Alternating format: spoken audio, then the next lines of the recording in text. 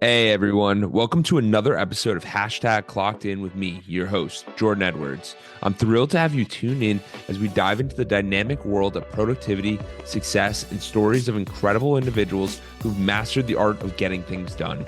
Whether you're commuting, hitting the gym, or just relaxing at home, this podcast is the go-to source for inspiration and actionable tips to level up your productivity game.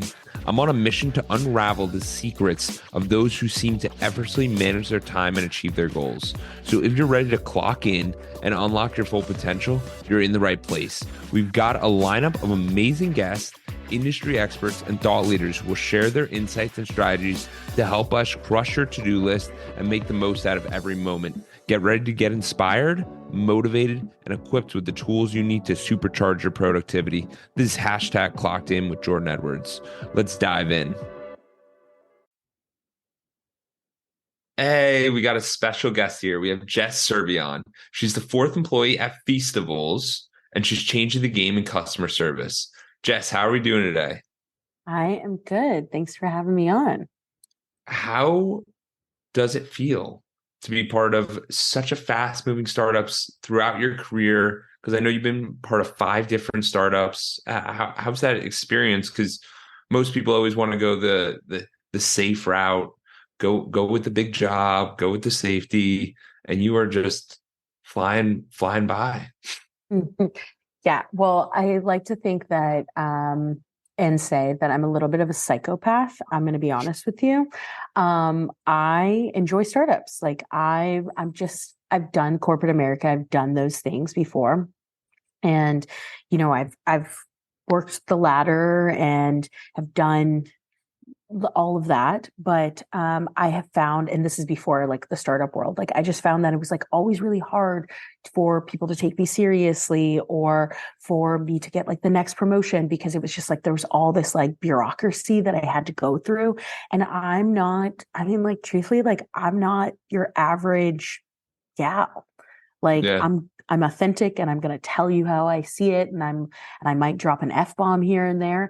And then I entered the startup world. I had an opportunity to enter a startup world, and I worked And at oh, go ahead. what is a startup?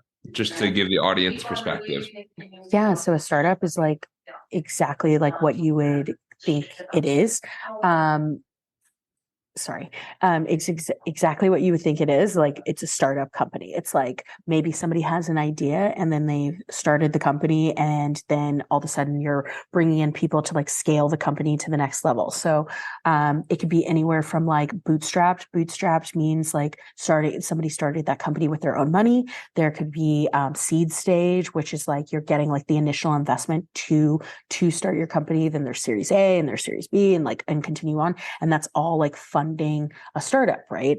And I preferably, because I'm this type of psychopath, like I like seed stage startups. Like I Yeah. like where it's like you don't got enough money, you what your ideas have to work. You're working like at 50 different hats, right? And you're just making it work and you're figuring it out. And I think the reason I also really like startups is because I started off by saying this, like I've had to like in the past work up the corporate ladder and deal with like a lot of bureaucracy, but I've never been somebody who's like, this is my position, I'm in a box, I want to try different things, I want to challenge different things, I want to experiment and figure it out, fail, get back up, and like Yes. figure out if it worked or not. And that's why I love like the startup environment. Yeah, because and I've seen it with a lot of my buddies where the roles aren't, they have roles, but you will start, if you're doing more, you're going to start covering more stuff. And if you're doing well, you're going to start exploring more horizons. And if you bring something to the table, now it's your project in a regard of, you know how it goes. It's growing. And so where did your startup journey start? Yeah, so prior to the startups, my first startup, I worked at a company. This is the corporate world, and this is like going to be literally the most non-creative name, but I worked for a company called Corporate Traveler. And I like the best way to describe it was I was like an account manager. I like handled like travel for corporations, right? And that's like more corporate, like lots of like levels and this and that, like having Yes. to work through it. And then one day I had this opportunity, to work at a company called Travel Bank. Okay. And it was the first startup, and people were like, I remember like accepting the job and people at my like the corporate traveler being like, are you sure you want to do that? Like, we have it so good. We're making all this commission. Like, we're doing President's Club and like all these things. And I was like, no, I'm going to leave LA and I'm going to move to San Francisco. I technically moved back to San Francisco because it like just felt right. And Yeah. like I started at this company called Travel Bank, and like what they do is like it's best to categorize them in like fintech because they were like travel tech as well as expenses. So like Yeah. you're like still in that kind of like corporate travel realm, right? And I just remember, I mean, we'll get into this, but like I remember like the first day walking in and being like, like expecting like a book and a manual to be like, here you go, ma'am. This is how you do all the things. And I remember like my old boss like handing me my laptop and it was like still in a box. And she's like, cool, good luck. Go set it up. And never in my life have I set up a MacBook for a job. Like I know this is like really like silly, right? And it's like these little things, right? Like where you're just like, there's no manual to like figuring it out. There's no like onboarding of like, okay, we're gonna do this and this and this, and Yeah. like you're gonna check these boxes. It was It's literally very the like wild, wild west.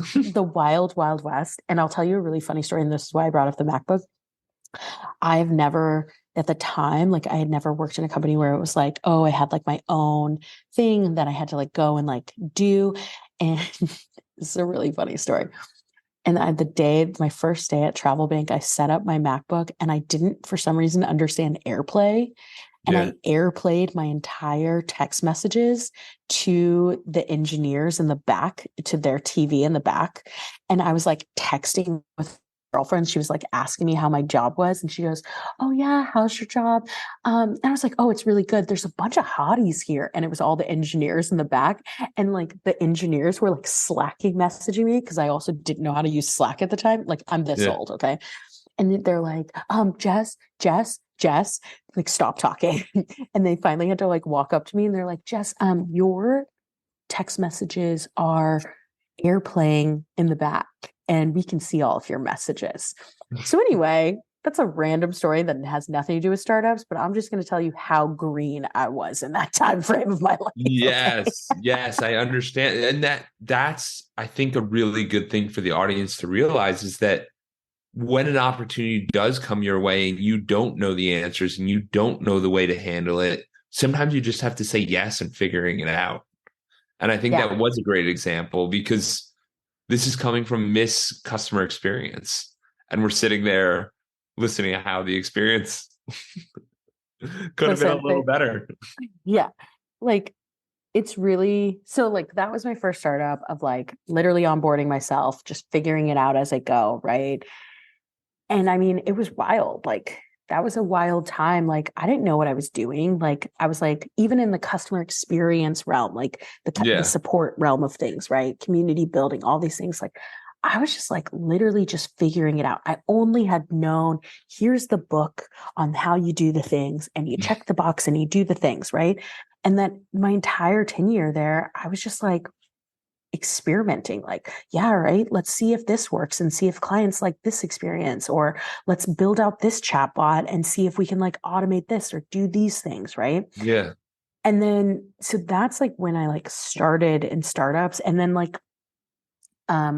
like transitioned into like several other different types. Like I worked at a cybersecurity ed tech company.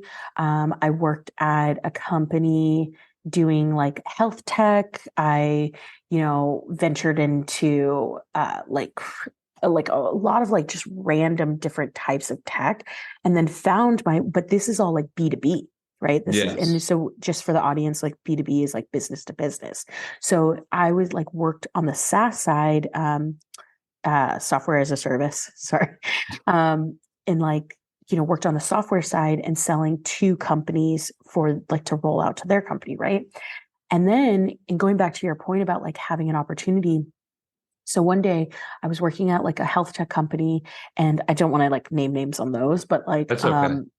I worked at a health tech company, and I was like looking for a new career path, and I almost took a company, like another health tech company. I was almost going to go into it. I actually like, to be honest with you, like burned a bridge Yeah. because I accepted the role and then declined it for this other one. And then I all of a sudden had an opportunity to work in B2C. So that's business to customer, or in other Yes. words, like D2C, direct to consumer, e-com, right? And it was Yeah. the first time I ever had this opportunity to work in like e-com. And and that's at the company I'm at now, is Feastables, right? And I mean, talk about taking a risk, right? Like talk about startup world, right? Like, I literally walked into working at this company, knew nothing about ecom, nothing. Okay. Like Yeah. I had to figure it out. Like I like talked to, and like now I have friends in the space, and like have like had a lot of resources and people who have like really like, vibed with me and like helped me. But I like knew nothing about ecom. But what I did know was I knew startups and I knew customer support, right? Yes. And I also knew customer experience, and we'll get into like what that difference is. And I knew that I had to make a dope customer experience for this ecom brand that was coming onto the market, because there was a YouTube influencer that was behind this ecom brand. So it had to like, this brand had to exemplify like MrBeast. And I basically took like the risk of like all the common startup world that I knew of, like working in B2B, and said like, fuck it. Sorry. No, Excuse my you're language. good. Okay, good. And said like, I'm going to go and take a risk and like go and try to work in ecom and like figure it out. Yeah. And I mean, that brings me to now. And that's the biggest thing, is that realizing that regardless of what it is, there's a growth period. There's a period where we do prove to ourselves and we do look at these different options. And to get on a project of the magnitude of like what it's become, Feastables is doing incredible numbers. MrBeast just passed 200 million people on YouTube. Like it's insane, the volume. He's talked about it, where he literally will walk into a Walmart and he's slammed in about 25 seconds. Any Walmart in America, and like we're talking with Jess, the person who's running the customer experience for that, and it's just like, what's that been like? What's the like what's been the transition period of doing something a little bit different? Like how do you think Yeah. about taking on challenges? Because there's a lot of people who try to stay in their zone and they don't realize what they do and how beneficial, like how what you do right now can transfer into another area. Yeah. I mean, the thing is that I think like, I started this off by saying like, okay, like I'm a psychopath. Like I really like to take risks, right? But I also think that I'm just like somebody, I went to art school. Well, the audience doesn't know. I went to art school, but like even getting to art school and graduating art school was like a triumph, my friends. Okay. Like it was like, I'm not somebody who like takes a traditional path, right? And so what's always been really important to me in my career is that I want to build like a sustainable career, but I always want to try on different things, like constantly Yes. try on different things and like take risks, because if you're not taking risks, you're not trying on different things, you're never challenging yourself to then build your skills to do other things.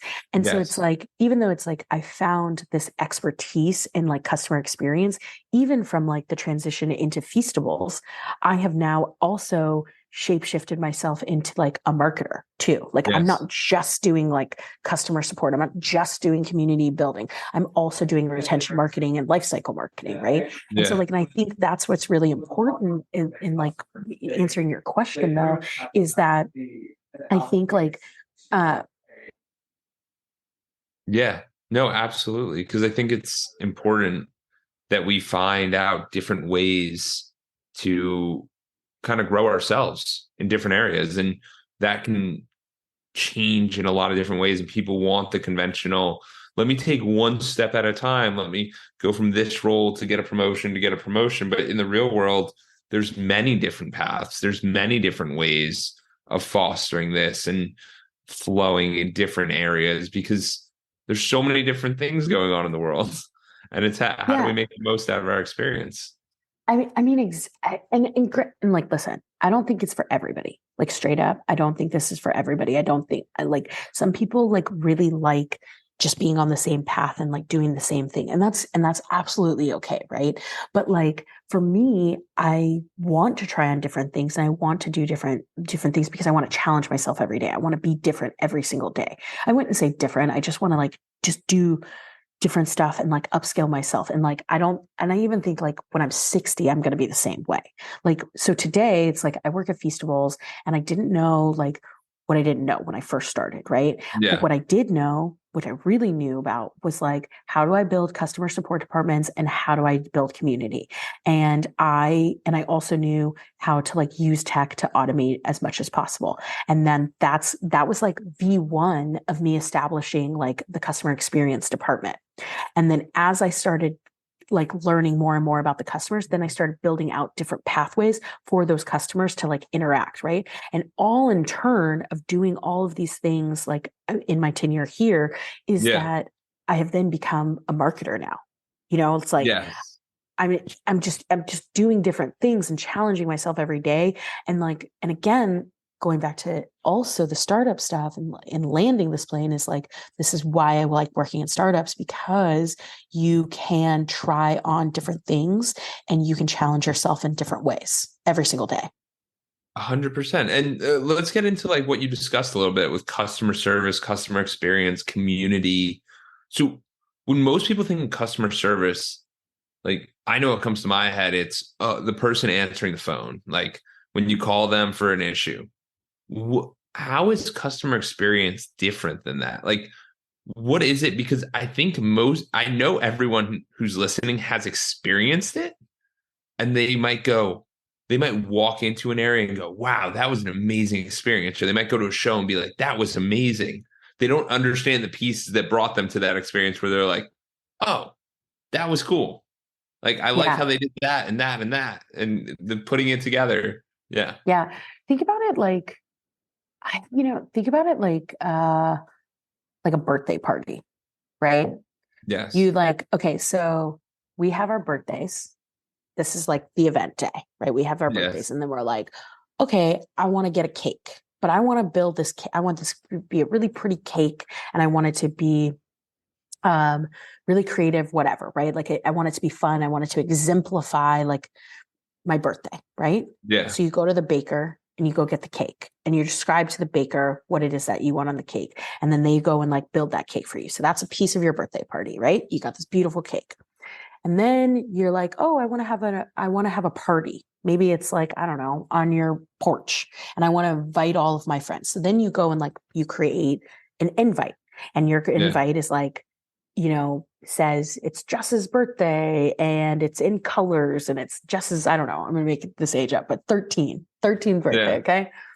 And then you're like, okay, I send out my invites to the people and the people are going to come. So now I want to go and like, I want my friends to come to my birthday party and I want them to have this really dope experience. I already have my cake. I already have my invites. Now I want to like center my birthday party on like decorations and games and all this stuff. And that's an experience for my birthday party, right? So Yes. then they come to the party, they celebrate, they like have an experience. Maybe it's some balloons, maybe it's this thing, right? And it's all this experience that I'm creating for them. You're right. And Yeah. then they end that party by saying like, oh, Jess, like this was like a dope like birthday party. Happy birthday to you. This was so great. I had so much fun. And then they go home. They just had an experience. Everything from like the birthday cake to the invites to the party is all an experience. And if you take like that analogy and you put it into like whether you're a B2B company, a B2C company, and you're saying like, here's my website.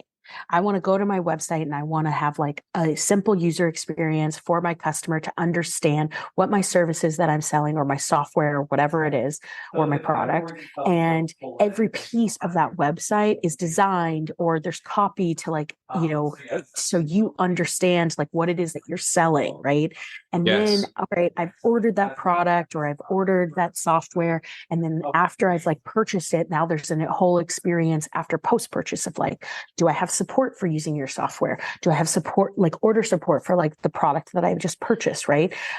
What's the email that was sent out to me? Is it designed? Is it branded? Is it a part of like, do I Yeah. see this email as like Edwards Consulting is like Yeah. in his colors, like all of these things, right? Like, and so it's all like all of these pieces, all of the psychology of like bringing somebody to your site, bringing somebody to your store is all a part of consumer behavior, which in turn, your consumer behavior has to turn into you delivering an experience for them. That's what customer experience is. Okay, great. Marketers have brought them in the door, but how do I keep them sticking around? So then like the aspects and like the confusion about like where customer experience is and like people always thinking it's like customer service is like customer support and customer service is only one piece of the pie.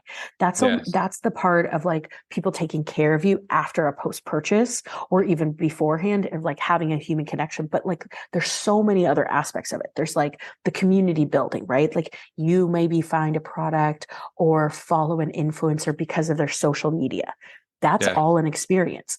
You might go to a website and see like the products or the services that you're selling. That's a digital experience. So customer experience is just like customer support of customer experience is literally just one piece of the pie. There's so many other pieces of the pie that all speak to the consumer or the buyer behavior. Yes. Yeah. And I think that's an awesome explanation of it because when you think about it, when people like it, to me, it related to it is because I had Tim Calise, a past person who was on the podcast, and he was like, Jordan, do you know your customer experience? And I'm like, what's a customer experience? And then I speak with Jess and I'm like, where are we at? But what I realized is that people will go to an ad, then they'll go to your website, then they'll investigate your website, then they'll decide if they like you, and then they'll decide if they want to talk with you. And this can relate to someone who even doesn't have a customer experience, but it's like, yo, you invite a friend over to your house. Their experience is from the phone call that you called them, hey, come over, to them parking their car wherever they parked it, to coming up to your house, to are you a no shoes household or are you wear your shoes and do whatever? Do we is it messy? Is it clean? And that's all customer experience. You get there. Is there food? Are there drinks? Are there that? Because you foster this idea of hospitality. And a lot of people just want to generalize it as like hospitality. Like you're a great host. You're a great host to the customers who are coming to your website as well. So it's a very different perspective. And I don't think it's spoken on enough. And that's why I really wanted to have Jess on, because she's speaking about something that's super passionate to her and makes her authentic. And not that many people are talking, like a lot of it's behind closed doors from what I found, or I'm not in the space. I don't know. But it's an interesting area.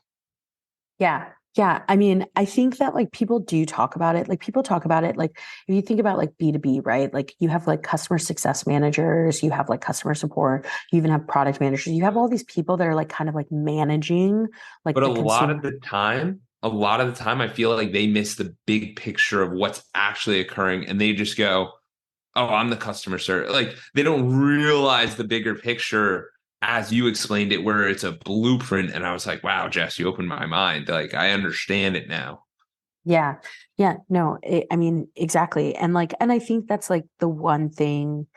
So for me, also is just like being a leader in the space. And I don't mean like thought leader. I mean like leading people is like, and honestly, like even going back to like what we were first talking about, right? Like it's like I'm on this mission to like want to explain to people like what customer experience is, because I think that there's a lot of opportunities in this role. Like I get it. Like sometimes people get into customer service and they're like, okay, cool. Like I'm just here because this is like my gateway to do other things.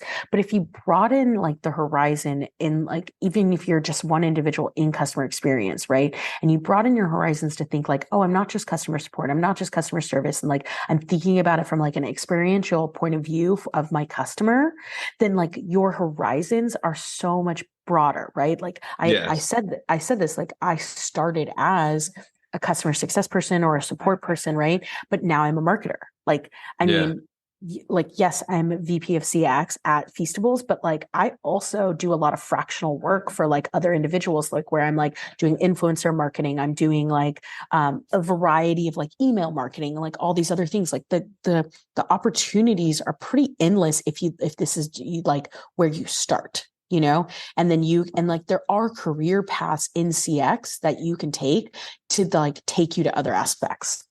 Yeah, and I think it's important to realize that no matter where you are or what you're doing, your job right now or whatever you're working on is a stepping stone, and all your experiences become stepping stones. And like the places you travel are stepping stones. Because like with Edwards Consulting, it's more of a holistic life approach where there's mental health, physical health, community service, philanthropy, spirituality, and relationships. So we have all of these areas of life and we stack these experiences. And that's why it's always tough when people sit there and they go, oh, I'm a whatever accountant, doctor, lawyer, etc. And it's like, no, you probably have more than one role. You probably do more than one thing.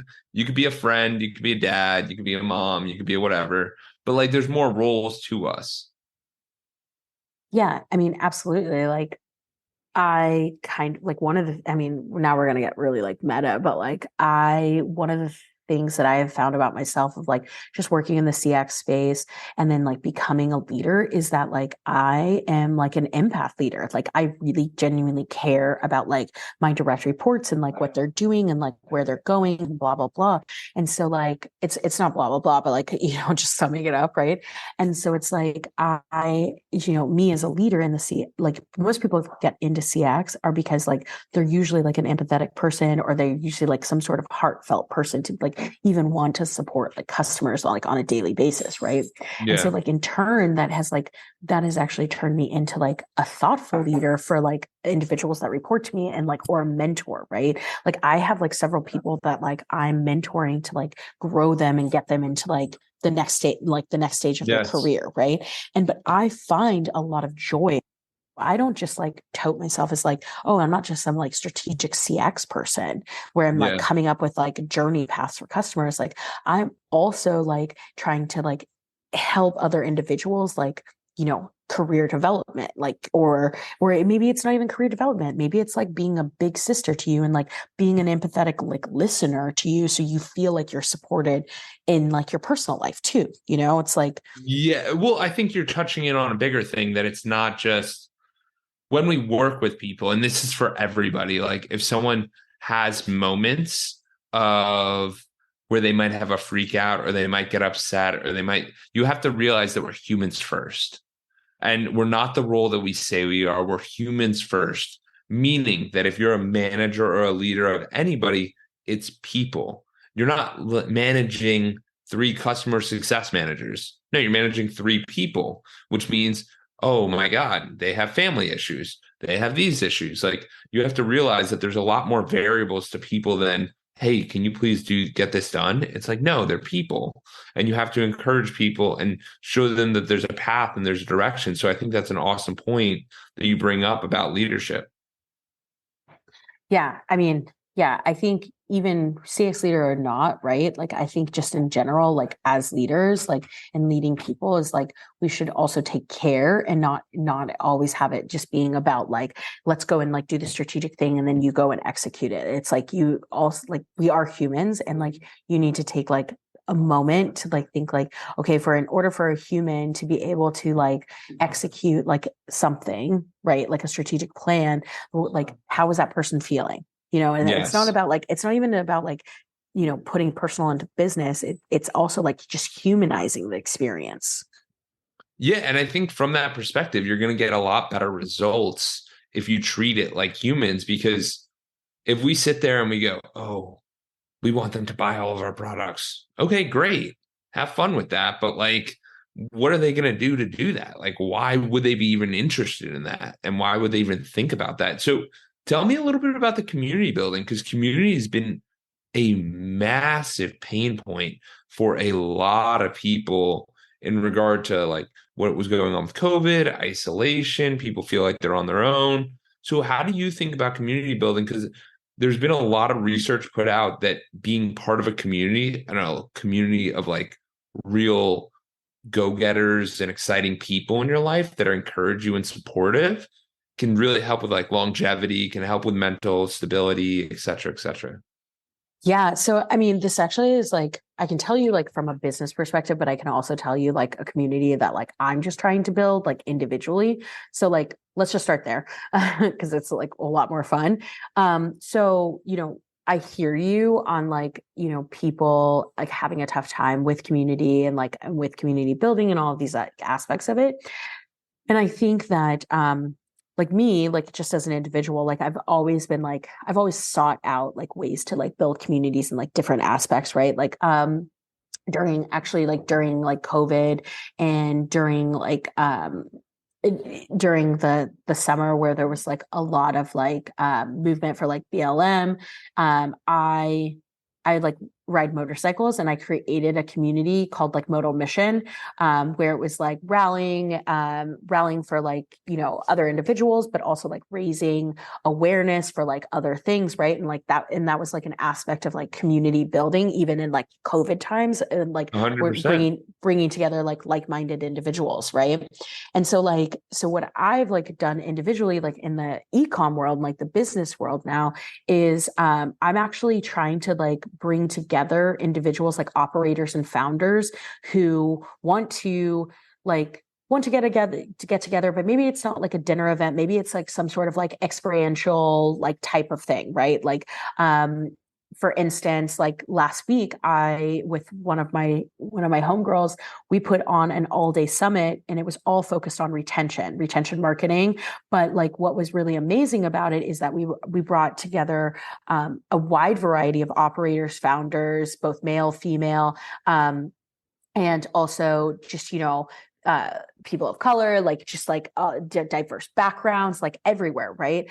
And I think that was like really important to like hold this summit of like such diversity, because what we're constantly seeing in like the business world and like conferences is like it's always kind of like the same people over and over, right? Like and God, I'm probably going to get a lot of slack for this, but it's always the same people like over and over. But the feedback that like I got from the event was like not only about like diversity, but also about like the information being shared was so beneficial and thought rated. And then the third thing that I also found was that like people were networking with each other, and networking and meeting with each other. And like honestly, I want to just be a connector of like people. Like I don't care like what your background is. I don't care if like I don't know, maybe you're an accountant and the other person is a brand founder, right? Like those people can still like benefit and like meet each other and like know each other and network, right? And so my point is of like bringing this up is like what I'm trying to build like is like a community of individuals who are like literally just to connect each other, just to have a good time together. And it's not just all about like dinner events. It's also about like experiences that they share together. So maybe it's like one day we'll do, I don't know, like a whole spa thing. I don't know what it is, Yeah. right? But like the point is though, is like building those communities, building communities from like these experience events is so important, because people like feel like they can get out in like in real life, like whether you're an introvert, an extrovert, like you actually feel like you find a piece that you can actually connect with, and then you in turn you get something out of it, right? And I think that's like the baseline of like what I'm trying to build. I'm not saying it's for everybody, but I also think that on the other end of it is like, okay, if you don't want to do in real life things, like the other end of it too is like engaging online with individuals, like going on LinkedIn, actually commenting on like people's posts, actually like posting things. And I know that's really hard for people, but like even the simplest things of just engagement will help build community and build conversations with other individuals. Yes. And I completely agree with the power of community. I actually run a group on Monday nights, and it's just, you can see it inside of people when they're like, yes, I finally feel like I'm in a place. And it's even better when you go to these ideas of a unique experience where it's like maybe people are surfing for the first time, or they're going to a new country, or they're going to the spa, and having these different views. And how do you build that on the, how do you think about that in the business sense of like where people are going about different ways of like not just the customer experience in like a broader capacity. Yeah, well, I mean, so I think from like a business perspective, whether B2B or B2C, I think it's really important to like build like forums or areas where like your customers can engage with each other and not be afraid of it. Because what happens is even if like there could be like something that might be, a little bit negative about your product, right? People are learning from each other. People want to hear about how they're enjoying or not enjoying the product and they want to like problem solve with each other. And I don't think and the reason I bring up like the negative piece of it is because I think people get a little bit scared of like, oh, well, if I start this like engagement like and I don't want to hear anything negative, but if you don't hear anything negative, how are you going to create a feedback loop to improve your product? Straight up, And right? the best part is the quicker the feedback loop, the better you can get the product. So you might Mhm. not even realize that people are having issues until later on, and you're like, "Oh, what?" Like you just get, and then you finally had one person who's bold enough to give you feedback, and you're like, Yeah. "That could have been solved a lot quicker, guys." But I Yeah. didn't even. No, exactly. And it's like, and I think that's like, so it's like, yes, in your company in general, it's like you should have like certain things like, okay, maybe you have your customer success managers, your support staff, like your individuals who are going out and like having conversations with like your customers, but you're not always going to get authenticity with that. Right. It's like Yes. what's really important is like if you do create the communities, it's like they not only help like problem solve with each other, but it also creates a feedback loop for you. Yeah. Plus creating that back that like or I wouldn't say background, but I would say like area of like where people can like go and enjoy their products and like or product services, whatever it is, and like talk about it is like a way for you to build loyalty too, you know? And, and go ahead. Yes. No, I would completely agree. I think when you're more real and you're more honest and people can feel that, and it's not like, hey, you're just trying to sell me, but you really have my best interest in mind. And like you're looking at improving the product constantly and improving the experience and improving the brand, then yeah, like that's something I want to get around. That's something I want to be excited about. That's something I want to care about. Absolutely. Yeah, exactly. So I think community building and like in like those types of levels for like business are just like those are like the three reasons why it's so important. And then from like a tactical piece of advice, like, whether you're a brand or you're a software or service, like I think like very easy ways to like develop that community is like honestly, and I know this is gonna suck to say, Facebook is like your first place that you can go to like build your page, create like a forum type of thing. Like you can also like give information to your customers about like what your services or your product are Yeah. about. And then you can also do this on LinkedIn, but it's just like audiences are like just so split. It's like Yeah. Facebook, you're gonna get Facebook, you're gonna get the personal side, LinkedIn, you're gonna get the professional side. I'm trying to bridge the gap and make LinkedIn like a personal place too, because it's like, who needs that many forums? Okay. Yeah. There's too many spots. Yeah. There's too many So, spots. oh, go ahead. Absolutely. Sorry. No. I completely think that's true. I think there's a lot of people who are trying, who are just putting stuff out there and not even gathering feedback. And it's important to get that feedback. Yeah, absolutely. So I think it's just like it's really just good for like feedback perspective, for loyalty building, and for like a variety of like other reasons to like just like build your community as a whole.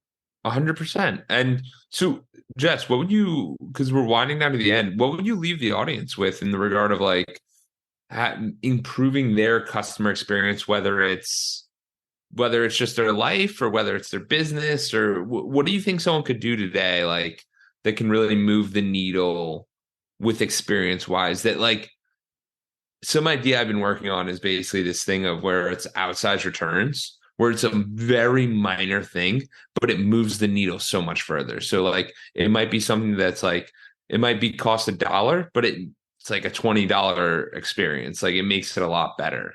Is there anything that Yeah. you have in mind for that?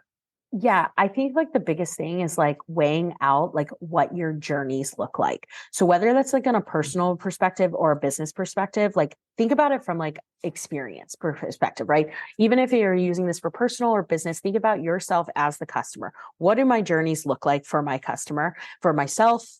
So what does my journey look like in my career, right? Like what am I doing on a day to day, and like start like journey mapping yourself. And then from a business perspective, like whether your service, whether your software, whether your product, what does my customer's journey look like to get the information about my product? Like journey map yourself. So like from everything outside of your website, so like your social channels, your communities you might already have, what does it look like for my customer to get information about me? And then into your website, like what does it look like for my customer to like learn about me, to learn about our product, to then make a purchase? And then like and then after that, like after they've made a purchase, after they've already like have gone through like all of these like Yeah. different aspects, like what is that customer's journey? And once you start mapping those things out, you'll see a little bit of like where the friction might be. Yes. And it's Yes. all about, and customer experiences is all about becoming frictionless and seamless as possible. Yes. And making it as easy as possible so that nobody has to complain. Nobody has the thing. It's just like bam, bam. Like a really good one that was really easy for me that helped a lot was like the Calendly. It's crazy. It's simple. You just put it in. People can book meetings with you, and you're like, wow, what a genius idea. Like we don't have to go messaging back and forth. They're literally the epitome of what it is to make it really simple. Um, Yeah. yeah, no, I enjoyed this, Jess. I think you're super cool, and I think it's really interesting perspective looking at that customer experience because I don't think it's talked about enough. I don't think it's discussed enough, and I don't think people are really challenging it. So, Jess, where can people find more about you and hear about you? Yeah. So you can find me on my website, jesscervellon.com. We'll put it in show notes, and then on how to spell my last name. And then I'm really active on LinkedIn. So just Jess Cervellon on LinkedIn. And if you hit me up, write me a message, even if it's like through my website or through LinkedIn, like I um 90% of the time will respond to you. The only reason I say 10% is because sometimes I get a little spammy messages. Absolutely. We'll make that happen. I'll put all that in the show notes. And thank you again. This has been awesome. Thank you so much. Thank you for reaching the end of the podcast. For that, we'll give you a complimentary coaching session in the link below with Edwards Consulting. Hope to see you there and have a great day and keep clocking in.